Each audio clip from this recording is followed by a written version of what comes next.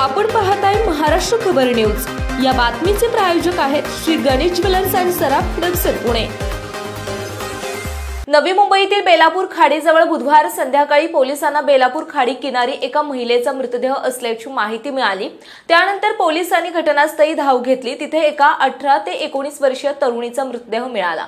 स्थानिक मच्छीमारांनी त्याच ठिकाणी एका मुलाला पाण्यात उडी मारताना पाहिलं। त्यांनी या मुलाशी संवाद साधण्याचाही प्रयत्न केला, मात्र तोपर्यंत त्याने पाण्यात उडी घेतली। पोलिसांनी तपासणी केली असता या आत्महत्या केलेल्या मुलानेच त्या तरुणीचा गळा दाबून पाण्यात उडी घेतली असल्याचं निष्पन्न झालंय। त्यानंतर या मुलाचा शोध घेण्यात आला, पण 2 दिवस तो सापडला नाही। अखेर 2 दिवसांनी शुक्रवारी मुलाचा शोध लागला आहे। त्याचा मृतदेह मुलीचा खून झाला त्या ठिकाणापासून काही अंतरावर सापडला। उपायुक्त पंकज डहाणे यांनी घटनास्थळी जाऊन पाहणी केली। ज्या मच्छीमारांनी घटना पाहिली त्यांच्याकडे चौकशी केली। पोलिसांना मिळालेल्या माहितीनुसार मुलगा पनवेल तालुक्यातील तर मुलगी नवी मुंबईतील असल्याचं समोर आलं। दोघात 2 वर्षांपासून मैत्रीचे संबंध होते, मात्र मागील काही दिवसांपासून ते दुरावले होते।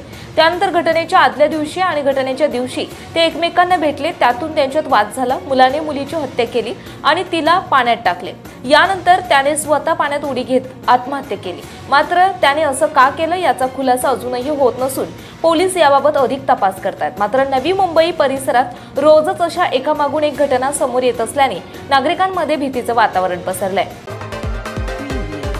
आपण पाहताय महाराष्ट्र खबर न्यूज। या बातमीचे प्रायोजक आहेत श्री गणेश ज्वेलर्स अँड सराफ दक्षिण पुणे।